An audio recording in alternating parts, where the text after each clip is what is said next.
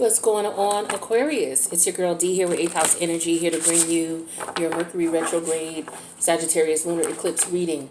I hope all is well with the Aquarius community. I am shuffling the cards right now. So let's talk about it. So let's talk about Mercury Retrograde. Mercury is will be in official retrograde effective May 29th through June 22nd. Just keep in mind, when any planet goes into retrograde, there's always a pre-shadow period, which we are in the midst of right now and have been since May 15th or 16th.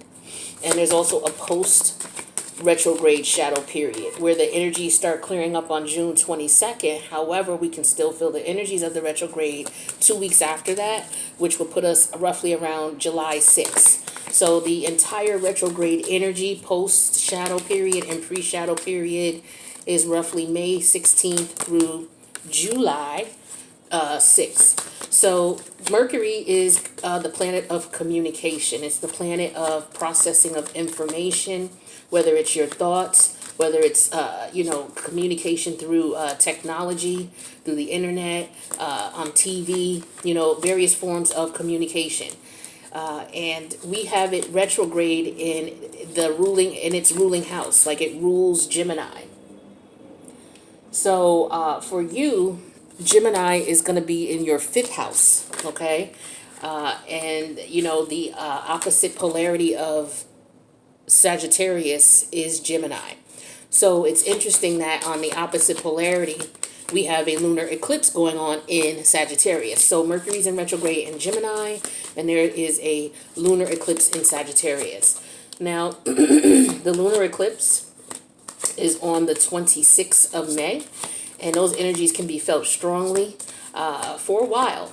But the lunar eclipse is all about eclipsing out emotions and feelings that no longer serve you, that block your creativity, that block you from being the best person you can be.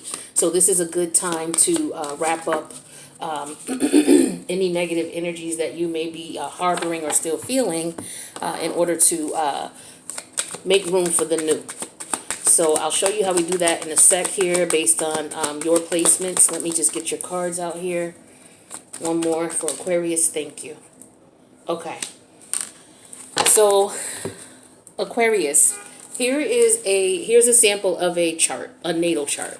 We all have a natal chart. We all have a birth date. And when we pull up our natal chart, our chart is divided into 12 houses. Each house represents the area of our life, a particular area of our life, right? So when we have the first house here, the second, third, fourth, fifth, sixth. So the Aries normally belongs in the first house. Taurus belongs to the second. Gemini belongs to the third.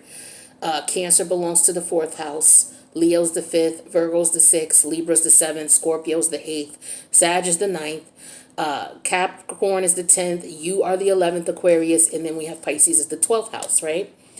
But say I'm talking to someone who is not a sun sign Aries, because, that will go here. Say I'm talking to someone who's a sun sign Aquarius, okay? So then whatever your sun sign is, you're going to put it here in the 1st house. So Aquarius goes here. What comes after Aquarius? Pisces. What comes after Pisces? Aries. What comes after Aries? Taurus. What comes after Taurus? Gemini. So for you, Gemini's in your 5th house. All right, so after Gemini comes Cancer. After Cancer comes Leo. After Leo comes Virgo. After Virgo comes Libra. After Libra comes Scorpio. After Scorpio comes Sagittarius. So for you, Aquarius, Sagittarius is in your 11th house. Now, you normally rule the 11th house, but when I pull up a chart for an Aquarius, a sun sign Aquarius, Sagittarius is in the 11th house, and the opposite polarity is the 5th house, which is Gemini. So, for example, you are a sun sign Aquarius. The opposite polarity of the 1st house is the 7th house. So what's the opposite polarity of Aquarius? Leo, right? So this is Leo here.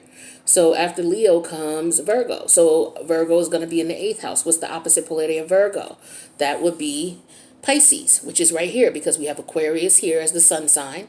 And then after that comes Pisces. So this is what I'm saying to you when I talk about opposite polarities. So we're dealing with the opposite polarities of the 11th house and the 5th house when we're talking about Mercury retrograde, in the 5th house, and Sagittarius lunar eclipse in the 11th house. So, you know, Mercury deals with the mind. It deals with the logical mind. It doesn't deal with emotion or feelings. It deals with the facts. Okay.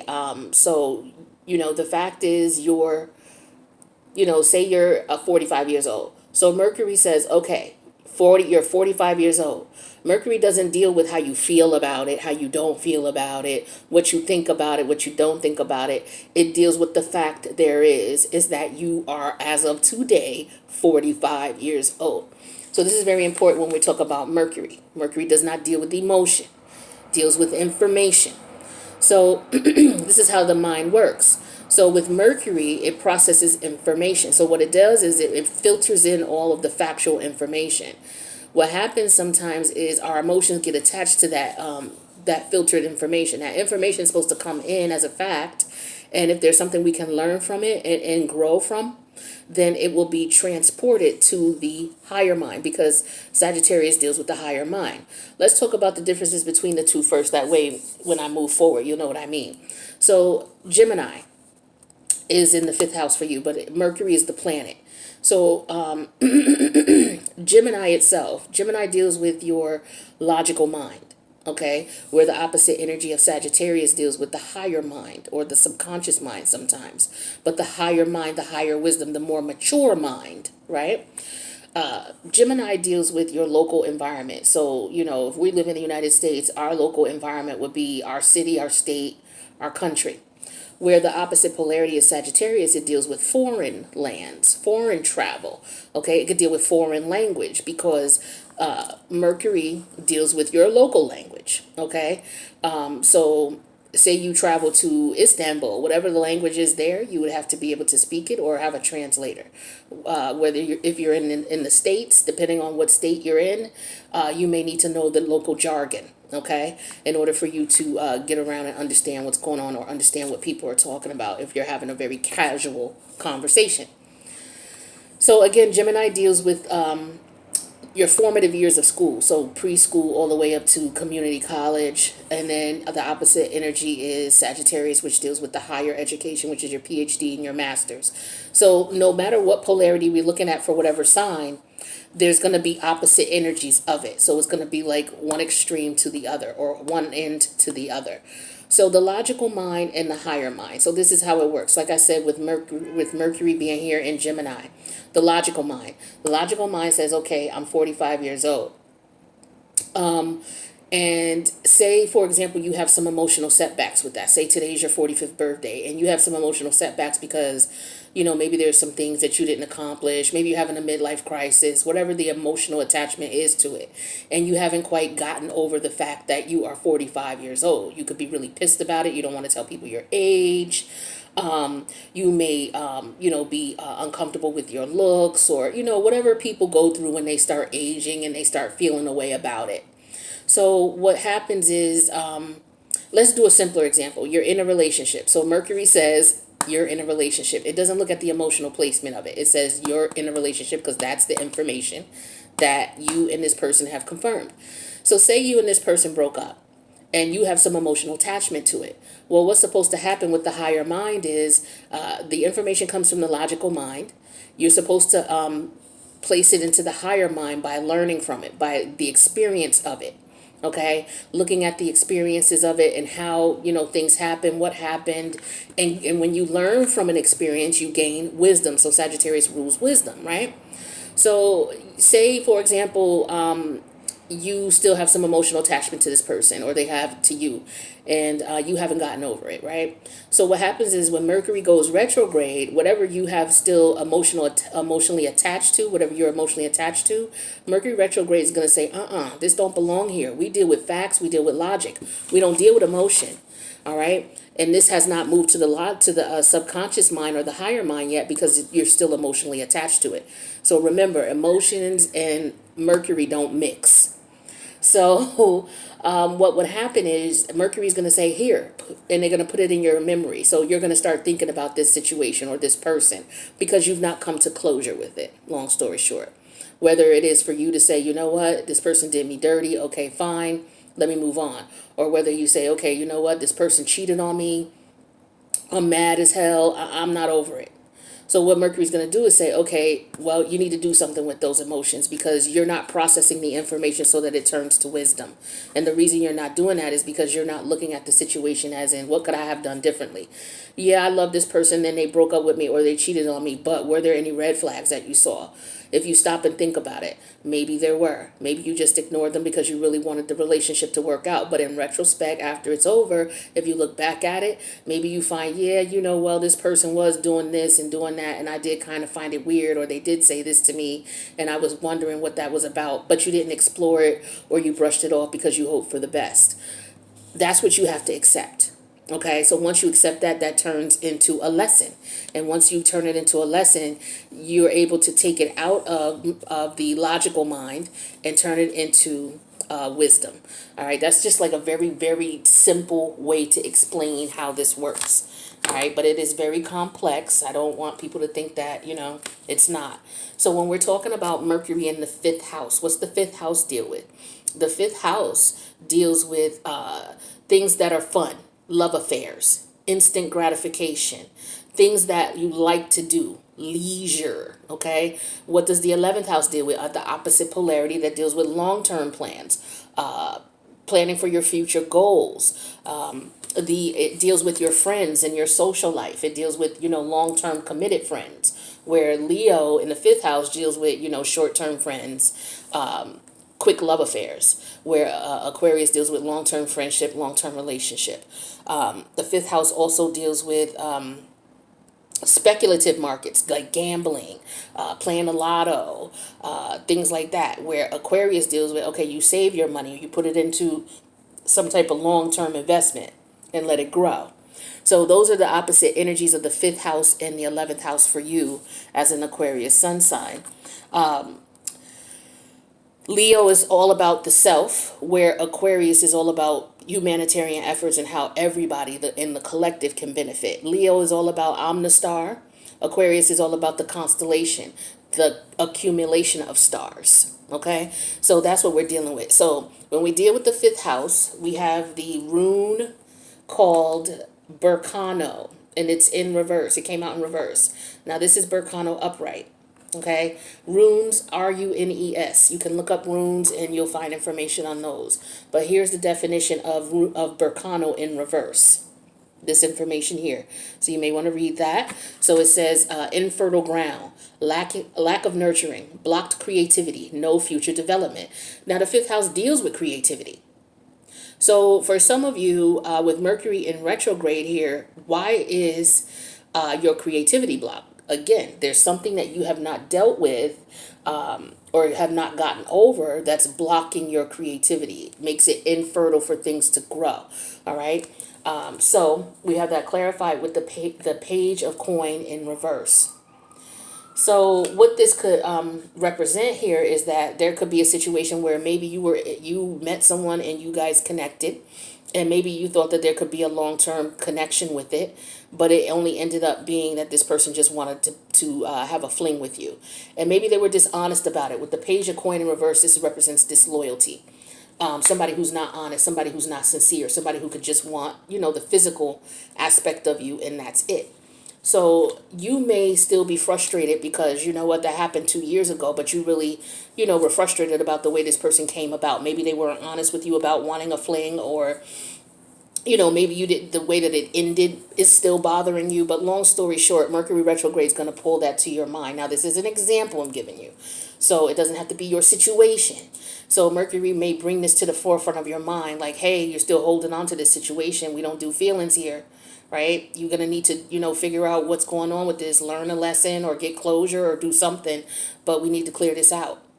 So you'll know what Mercury wants you to clear out, because during the time frame of Mercury in retrograde, like I said, on average from May 16th through July 6th, whatever Mercury wants you to clear out and get emotionally attached from or bring closure to, that's what's going to come to your mind the most, whether it's a person, place, or thing that you're having problems dealing with. All right. So that's what's going to come to your mind the most. But what I gave you as far as the breakup and all of that type of stuff, the fling, that's an example of what some people could be experiencing based on these energies. There's a couple other things you could be experiencing. For example, maybe you invested some money into Bitcoin, right? And so for whatever reason, maybe you decided not to pull your money out, and maybe, the stocks or whatever, whatever was going on with it dropped and you lost a lot of money. From what I understand, a lot of people lost some money dealing with Bitcoin. But, the fifth house deals with the speculative markets, okay? Gambling, investments, those types of things, casinos, lottery, that type of stuff.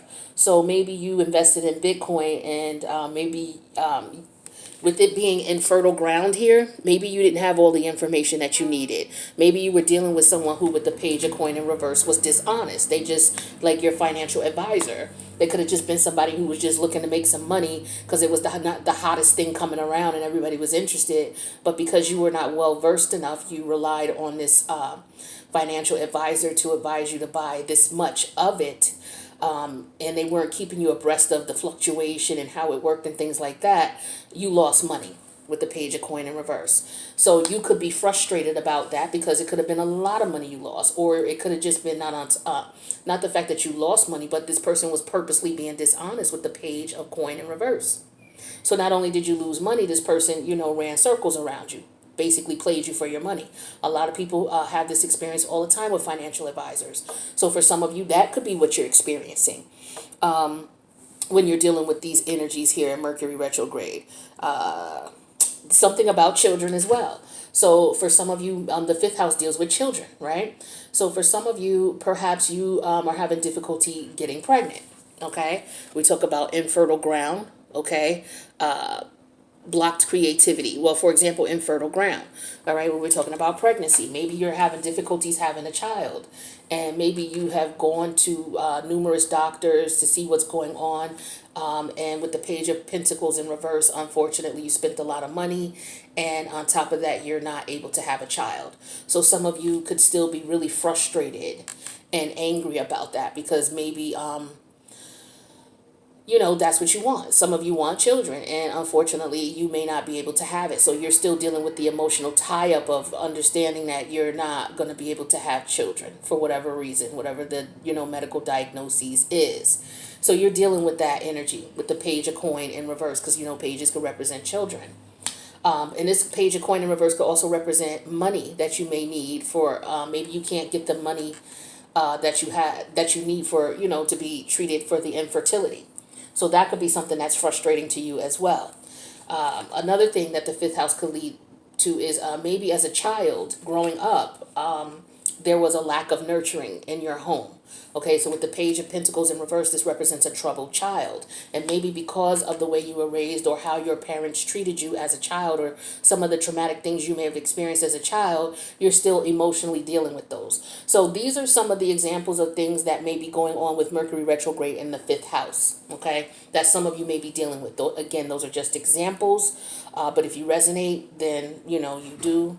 But when we're talking about the Sagittarius lunar eclipse, which is the opposite polarity, eclipses, lunar eclipses, lunar is all about the emotions, the feelings. Eclipses, you want to eclipse out negative emotions and feelings that you've been holding on to about unfortunate situations. So we're dealing with the Sagittarius lunar eclipse in the 11th house. We're dealing with Wunjo, Wunjo. Now, this is the symbol upright. It came out in reverse for you. So here is Wunjo. Here's the definition when it's in reverse. So we're talking about discord, lack of harmony, going against the flow, lacking joy and contentment, difficult circumstances. And then we have that clarified with the Queen of Swords, okay? Libra energy. So with the 11th house, what are we talking about? Well, Aquarius, you rule the 11th house, but in your chart, Sagittarius is there. So when we're talking about the 11th house, we're talking about like-minded individuals, your social life, like your friends. We're talking about organizations that you join, like say maybe you're in a fraternity or you're in a sorority or you're in a chess club or you're in a knitting club or a knitting community, any type of community where there's a group of people who are together for a common cause, and especially for humanitarian efforts. That is what goes on in the 11th house. And then long-term investment, long-term strategy, long-term planning goes on there as well. So for some of you with the scenario that I talked about with the investments. Maybe you jumped into something really quick because your financial advisor told you it was hot, hot, hot. You jumped in, and then as a result, because information wasn't clear, or you trusted too much, you may have lost money. So with the Sagittarius, and you could be pissed about it. So with the Sagittarius lunar eclipse, you're looking at lacking joy and contentment in a situation or difficult circumstances because you could have lost some money. And we have that clarified with the Queen of Swords. Now, swords represent information. So I feel like for some of you,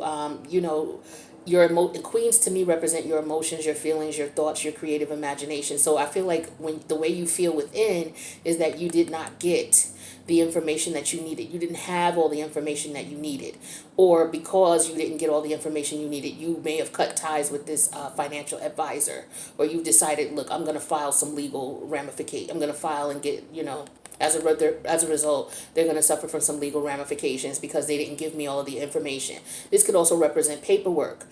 Maybe you have to look at paperwork, or maybe you didn't look at paperwork, or maybe they didn't give you the paperwork. But there's some type of communication or some type of information that I feel like deep down, because again, the feminine energy deals with your emotions and your feelings and your thoughts, what's going on inside you. I feel like deep down you didn't have the information you needed in the end. So if we're dealing with that situation with the speculative markets and the money loss, that could be it. Also, if we're dealing with the situation with the children, not being able to have a child, this talks about lack of, discord, lack of harmony, going against the flow, lacking joy and contentment, difficult circumstances. This could be very difficult for you to deal with. So with the Queen of Swords energy, again, within, you're like, okay, I need more information, or I have all the information I need, or this could represent tests, that may have been run by the doctor. Because remember, the swords represent information. We're dealing with Mercury. Mercury is a air sign. Libra's an air sign as well.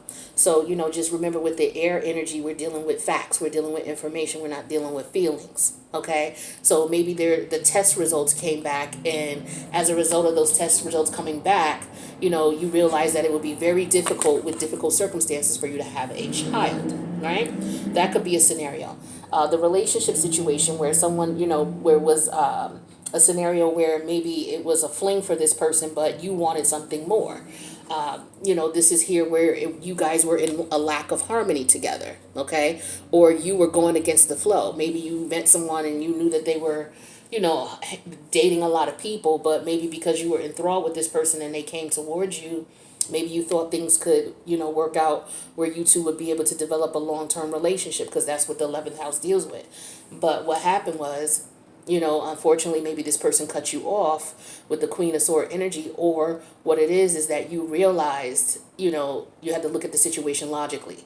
There is no long-term connection with this person, right? So, this is how you would compare the energies with the 5th house and the 11th house. But if none of these are your situation, just apply your situation based on what you know about the 11th house, what you know about the 5th house, and some of the things that that come to your mind during Mercury retrograde. Okay, so focus on what comes to your mind the most, and those are the things that you're going to have to bring closure to. Now, so for example, bringing closure, if it's all about a person that maybe you did someone wrong, right?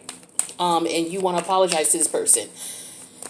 If you want to apologize. If you feel that's what you're being led to do, apologize. Now, this person doesn't have to take your apology, and vice versa. This person may come to your mind because they're thinking about how they did you. So if you were in a situation with this lover who, treated you as a fling when you wanted a long-term committed connection, maybe they think about the way that they did you. And so as a result, they could come to your mind, or you could be thinking about them and they come to your mind. But there's that energy between you, okay? So this person may want to come say, hey, I'm sorry. And so you may say, okay, I accept your apology. Do you want to work things out? Or I accept your apology. Thank you. Thank you for stopping by. I appreciate you. Or thank you for calling. I appreciate you.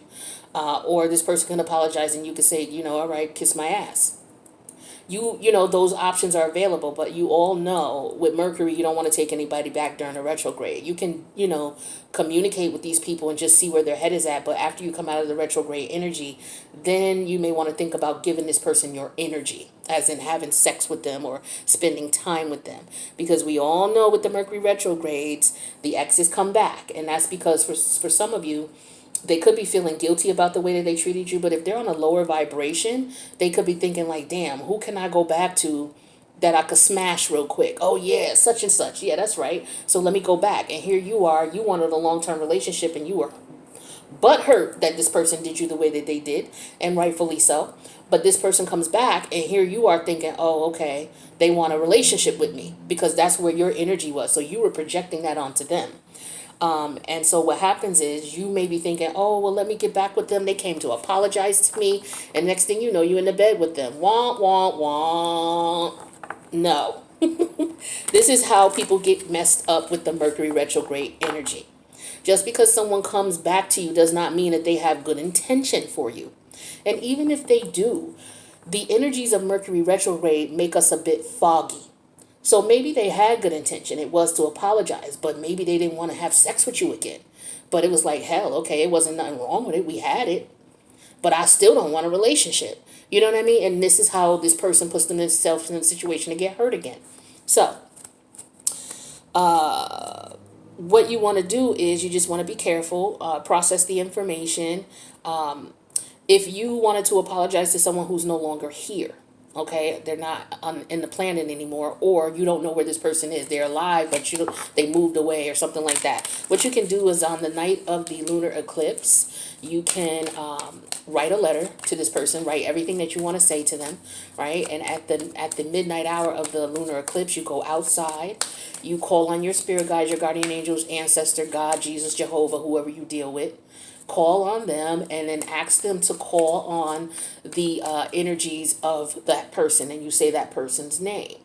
And so by universal law, whenever you call on someone in that manner, their energy or their guardians or spirit guides will answer. Okay, you're not going to hear somebody in your ear saying, hey, what's up, we here on behalf of such and such, but universally the energies will pay attention to what you're saying. So then you read the letter, right? And then you burn it. Okay, so you write the letter, everything you want to say, whatever you want to say.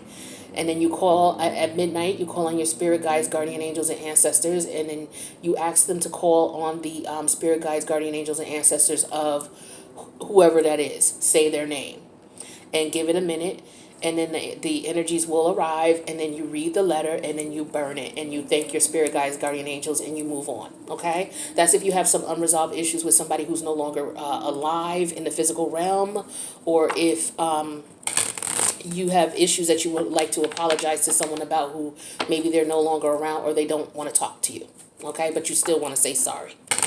So let's get some energy here in reference to what you can do to help you deal with this. So we have Trine Energy. Trine is one of the aspects that show up in your natal chart.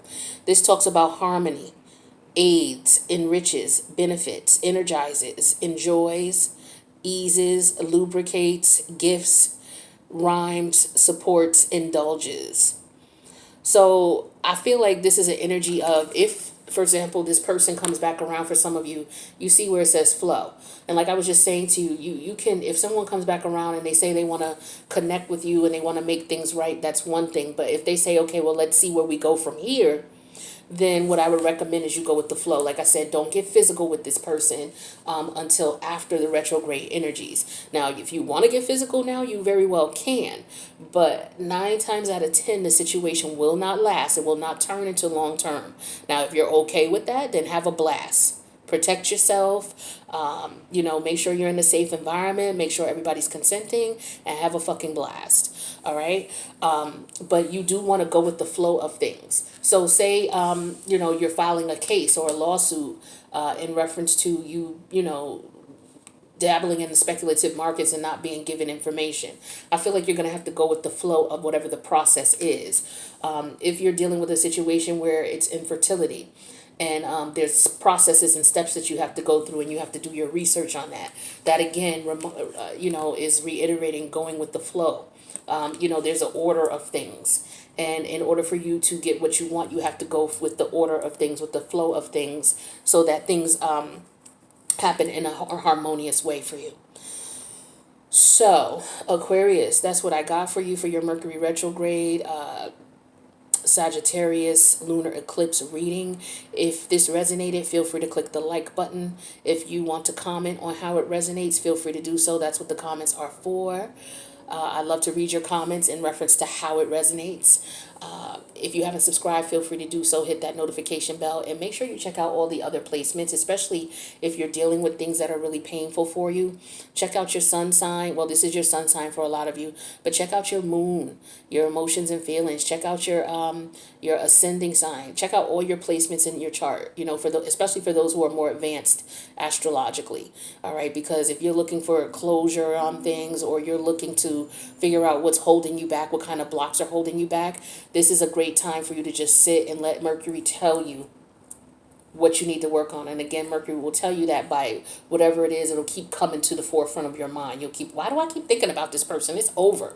Well, maybe you're emotionally still attached to it, whether you know, logically accept it or not. There's still some type of emotion there that you have not resolved. Some of you just need to accept the fact that you're not going to get a apology from someone.